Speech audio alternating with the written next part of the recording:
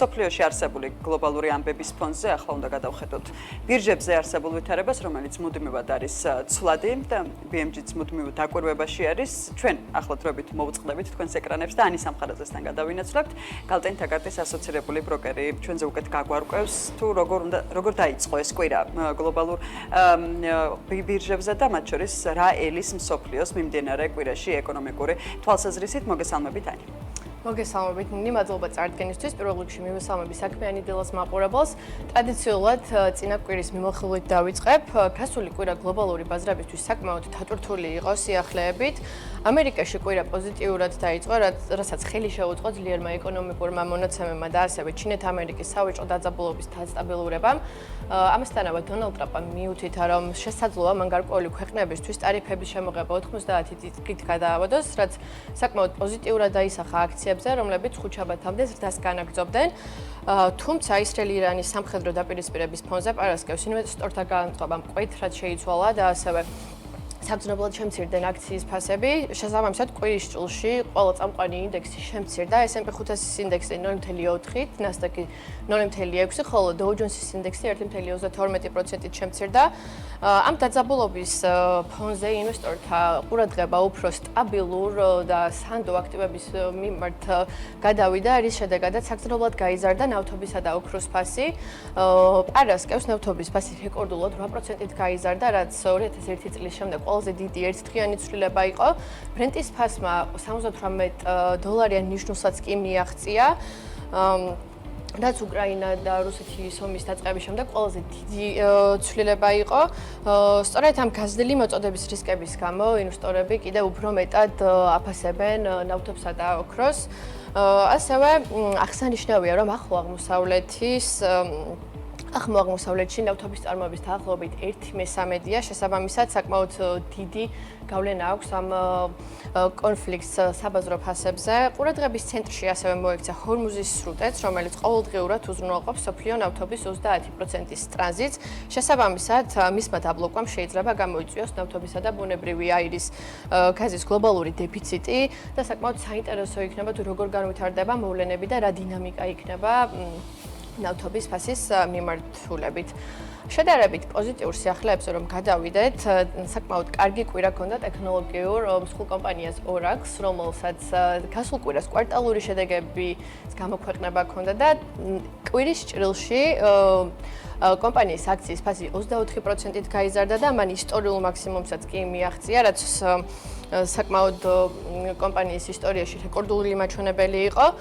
კომპანიამ შემოსავლების და მოგების გაზარდა მოახერხა უმეტესად მისი cloud business-ის განვითარების ფონზე. შემოსავლებმა $16 მილიარდ მიაღწია, რაც წინა წელთან შედარებით 11%-იანი ზრდა არის, ხოლო მოგება თითო აქციაზე $1.70 იყო. ორივე კომპონენტი ბევრად უფრო მაღალი აღმოჩნდა, ვიდრე მოლოდინი ჰქონდათ ანალიტიკოსებს. რაც შეეხება მათ cloud services-ებს, ის ძალიან კარგი კვარტალი ჰქონდა და კვარტლის ჭრილში 50%-ით გაიზარდა და სამომავლოდაც კომპანიაში საკმაოდ ამბიციური გეგმები აქვს და ფიქრობენ, რომ ამ მიმართულებით ისინი შეძლებენ, რომ კიდევ 70%-ით გაზარდონ მათი ბიზნესი. აღსანიშნავია, რომ Oracle-ის მსხვილ კლიენტებს წარმოადგენენ ისეთი კომპანიები, როგორიც OpenAI და Meta. შესაბამისად, მომდევნო კვარტლებში კომპანიაში კიდევ უფრო მეტი კაპიტალური ხარჯების გაწევას ფიქრობენ იმისთვის, რომ მოახერხონ გაზრდილი მოთხოვნის დაკმაყოფილება და ამ ყოველფრის გათვალისწინებით ანალიტიკოსებსაც ძალიან კარგი პროგნოზები აქვთ მომავალში Oracle-ის აქციის ფასთან მიმართებაში და ისინი დაახლოებით 15%-იან ზრდას ვარაუდობენ წლის ბოლომდე, ხოლო წლის დასაწყისიდან დღემდე კი უკვე აქციის ფასი დაახლოებით 29%-ით არის გაზრდილი. ასევე საკმაოდ აქტიური კვირა იყო ფინანსურ სფეროშიც. წინა კვირას Visa და Mastercard-ის აქციის ფასები საგრძნობლად შემცირდა, მას შემდეგ რაც ცნობილი გახდა, რომ ისეთი retail კომპანიები, როგორიც Amazon-ი და Walmart-ია, აპირებენ, რომ stablecoin-ზე დაფუძნებული გადახდის სისტემა შემოიღონ. Stable coin-ი ეს არის კრიპტოვალუტის ტიპი, რომლის ღირებულებაც მიბმულია ისეთ სტაბილურ აქტივზე, როგორიც არის მაგალითად ამერიკული დოლარი, ევრო ან ოქრო. შესაბამისად, მათი ღირებულება საკმაოდ სტაბილურია და დაცულია დიდი ცვლილებებისგან.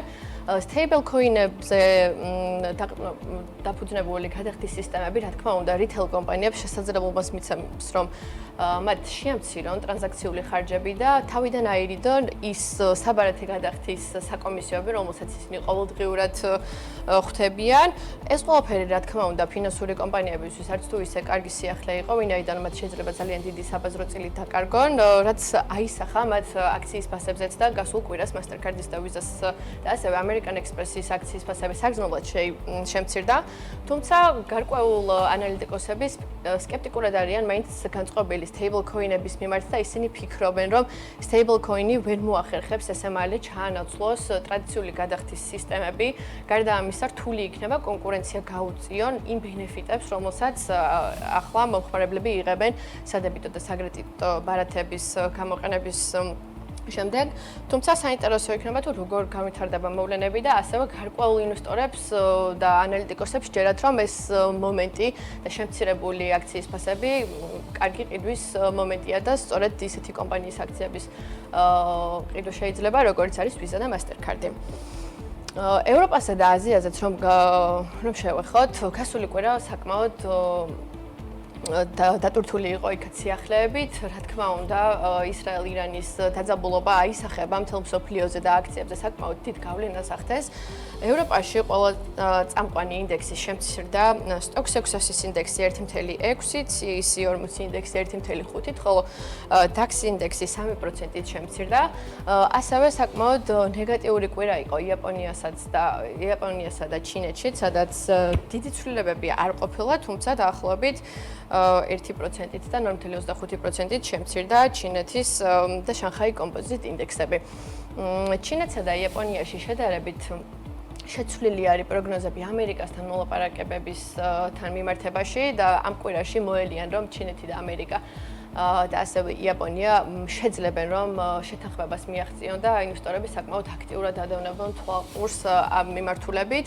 მიმდინარე კვირაში სწორედ ყურადღების ცენტრში ისევ ისრაელ-ირანის კონფლიქტი იქნება და ხვალ ფედერალური რეზერვი მიიღებს გადაწყვეტილებას საპროცენტო განაკვეთების შეცვლასთან დაკავშირებით.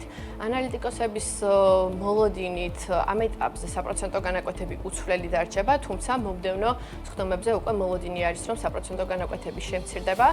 გარდა ამისა, რამდენიმე ეკონომიკური მაჩვენებელი გამოქვეყნდება ამერიკაში, მათ შორის იქნება მაისის საცალო გაყიდვები და სამშენებლო სექტორში ნებართვის დინამიკის მონაცემები, ხოლო კვარტალურ შედეგებს გამოაქვეყნებენ ისეთი კომპანიები, როგორიც არის CarMax, Kroger და Accenture. დღეისათვის სულ ეს იყო. მადლობა ჩვენ მომდევნო კვირებში შევხვდებით. Ani მადლობა ტრადიციულად საინტერესო მიმოხილვისთვის, რომ გავუზიარეთ დილიდან ჩვენს მაყურებლებს გლობალურ ბირჟებზე არსებული ვითარება. Ani სამხარაძე, კალტენ თაგარტის ასოცირებული ბროკერი იყო ჩვენთან ერთად.